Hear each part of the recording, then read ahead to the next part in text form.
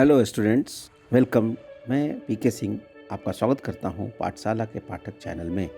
आज हम लोग बात करने जा रहे हैं IBPS RRB 2020 नोटिफिकेशन के बारे में। आप में से बहुत लोगों ने इस एग्ज़ाम के लिए ऑनलाइन अप्लाई कर दिया होगा। जिन्होंने नहीं किया है उनके लिए कुछ खास जानकारियाँ मैं लेकर आया हूँ। यह नोटिफिकेशन IBPS CRP RRB 9 ये रिक्रूटमेंट ऑफ ग्रुप ए यानी officer scale 1, 2 and 3 and group B office assistant multipurpose के लिए है। ऑफिस असिस्टेंट को आम भाषा में आप क्लर्क कह सकते हैं। हम लोग इस वीडियो में चर्चा करेंगे केवल office assistant and officer scale 1 के बारे में। आइए कुछ इम्पॉर्टेंट डेट्स को जानते हैं। इस ऑनलाइन एग्ज़ाम को अप्लाई करने के लिए जो डेट है वो 1 जुलाई से 21 जुलाई तक है, यानी आपको 21 जुलाई तक अप्लाई कर देना है। प्रिलिमिनरी एग्ज़ाम का जो डेट बताया है IBPS ने वो लिखा है सितंबर-अक्टूबर 2020, जो कि एक टेंटेटिव डेट है। टेंटेटिव मीन्स जिसमें श्योर नहीं है, और यह डेट भी काफ़ी अनप्रेडिक्टेबल है क्योंकि कोरोना वायरस फैला हुआ है, तो हम भविष्य के किसी भी डेट के बारे में सही नहीं बता सकते। आइए जानते हैं क्वालिफ़िकेशन क्या होना चाहिए। ऑफिस असिस्टेंट मल्टीपर्पज़ के लिए any graduate, any percentage, graduate of any stream, working knowledge of computer and local language में प्रोफिशिएंसी होनी चाहिए।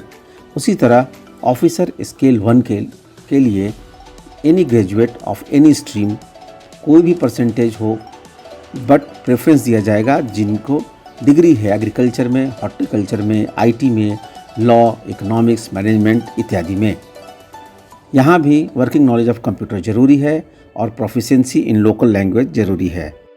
इस दोनों पोस्ट के लिए एज का रेफरेंस 1 जुलाई 2020 रखा गया है। ऑफिस असिस्टेंट के लिए एज 18 साल से 28 साल जनरल और EWS के लिए होना चाहिए, और OBC के लिए 3 इयर्स मोर, SC/ST के लिए 5 years more and person with benchmark disability के लिए 10 इयर्स मोर। उसी तरह ऑफिसर स्केल 1 असिस्टेंट मैनेजर के लिए एज 18 साल से 30 साल जनरल और EWS के लिए, OBC को 3 इयर्स की छूट, SC/ST को 5 इयर्स की छूट, और PWBD के लिए कैंडिडेट्स के लिए 10 इयर्स का एज रिलैक्सेशन दिया गया है। एप्लीकेशन फ़ीस इस बार IBPS ने बढ़ा दिया है। दोनों ही पोस्ट के लिए SC/ST, PWBD, एक्स सर्विसमैन के लिए ₹175 रखा गया है, और अन्य सभी कैंडिडेट्स के लिए ₹850 रखा गया है। आइए अब जानते हैं कुछ मिस्टेक्स जो यूजुअली कैंडिडेट्स फॉर्म भरने के समय करते हैं। पहला, एज का कैलकुलेशन 1 जुलाई 2020 के अनुसार होना चाहिए। दूसरी चीज़ है ग्रेजुएशन। सभी कैंडिडेट्स का रिजल्ट 21 जुलाई से पहले आ जाना चाहिए। अगर आप अपीयरिंग हैं और या अपीयर्ड हुए हैं बट रिजल्ट 21 जुलाई तक नहीं आने वाला है तो कृपया अप्लाई नहीं करें। किसी भी हालत में ग्रेजुएशन का रिजल्ट 21 जुलाई से पहले का होना चाहिए। यह डेट मार्कशीट पर, प्रोविजनल सर्टिफिकेट पर या वेबसाइट पे पब्लिश किए जाने वाले डेट से मिलाया जाता है। दूसरा इम्पॉर्टेंट चीज़ है परसेंटेज ऑफ मार्क्स। इसे भरते समय कोई भी राउंड ऑफ नहीं करें, जो एक्चुअल में परसेंटेज ऑफ मार्क्स है उसे ही लिखें। फिर आता है सिग्नेचर को स्कैन करना पड़ता है। ये सिग्नेचर ब्लैक इंक से वाइट पेपर पर होना चाहिए। लेफ्ट थंब इम्प्रेशन भी वाइट पेपर पे ब्लैक इंक या ब्लू इंक से होने चाहिए, बट ये इम्प्रेशन स्मग्ड यानी धुंधला नहीं होना चाहिए। फिर एक सेल्फ डिक्लेरेशन होता है जिसे स्कैन करके अपलोड करना होता है। वह भी वाइट पेपर पे ब्लैक इंक से लिखा होना चाहिए, अपने हैंडराइटिंग में होना चाहिए और कैपिटल में नहीं लिखा होना चाहिए। नेक्स्ट आता है फोटोग्राफ रिसेंट होना चाहिए, बैकग्राउंड वाइट या कोई लाइट होना चाहिए, और कुछ फोटोग्राफ के कुछ पीसेस को रखना चाहिए हमेशा, जो बाद में काम आ सकते हैं। यह भी सलाह दी जाती है कि जो अपीयरेंस है कैंडिडेट का उसे पूरे एग्ज़ाम के प्रोसेस तक चेंज मत करें। कुछ PWBD कैंडिडेट्स स्क्राइब भी रखते हैं। स्क्राइब रखने के समय यह ध्यान रखना है कि वह स्क्राइब इसी एग्ज़ाम का कोई कैंडिडेट नहीं होना चाहिए।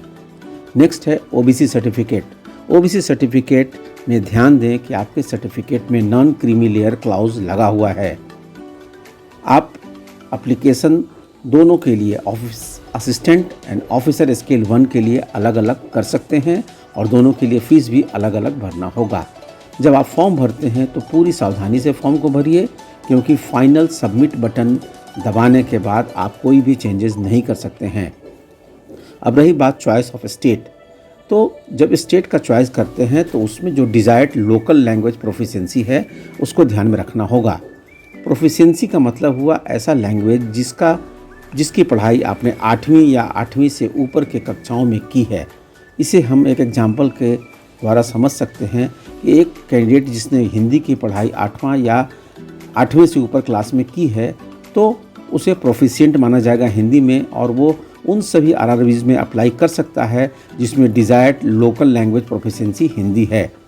जैसे वो बिहार, उत्तर प्रदेश, उत्तराखंड, एमपी, राजस्थान, छत्तीसगढ़, हिमाचल प्रदेश, झारखंड, हरियाणा इत्यादि के सभी आरआरबीज़ में अप्लाई कर सकता है। स्टूडेंट्स, फॉर्म भरते समय हमें क्या नहीं करना चाहिए?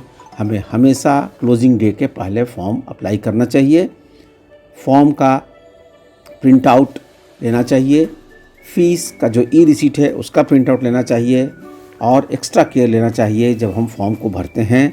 और हमें हमेशा www.ivps.in वेबसाइट पर जाकर नए नोटिफिकेशन के लिए देखना चाहिए। कैंडिडेट्स, आपका ईमेल आईडी और आपका phone number, mobile phone number हमेशा ऑथेंटिक और अप टू डेट हो रहना चाहिए, जिस पर कि IBPS आपको SMS या मेल भेजती है। और हर एक कैंडिडेट को इस वेबसाइट पर जाकर जानकारियों को या कोई नोटिफिकेशन को देखते रहना चाहिए। कैंडिडेट्स, ये पहली बार ऐसा हो रहा है कि कोरोना वायरस के पीरियड में एग्ज़ाम कंडक्ट करवाने की कोशिश की जा रही है, इसलिए आपको हमेशा प्रिपेयर्ड रहना पड़ेगा कि एग्ज़ामिनेशन हॉल में सोशल डिस्टेंसिंग रखें, मास्क पहनना ज़रूरी होगा, हैंड सैनिटाइज़र लेकर जाना होगा, या गवर्नमेंट या IBPS द्वारा समय समय पर जारी किए गए इंस्ट्रक्शंस को फॉलो करना होगा। तो स्टूडेंट्स, मेरा आग्रह है आप सभी से जो इसके लिए एलिजिबल हैं ज़रूर अप्लाई करें और समय रहते अप्लाई कर दें। प्रीलिम्स को अभी टारगेट करें और उसकी पढ़ाई को शुरू रखें। साथियों, अगर आपको यह वीडियो इन्फॉर्मेटिव लगेगा तो इसे ज़रूर शेयर करें, लाइक करें, सब्सक्राइब करें और अपना कमेंट हमें लिख कर भेजें। हम जल्द ही अपना नया वीडियो लेकर आने वाले हैं। तब तक के लिए धन्यवाद। Be safe and always be positive.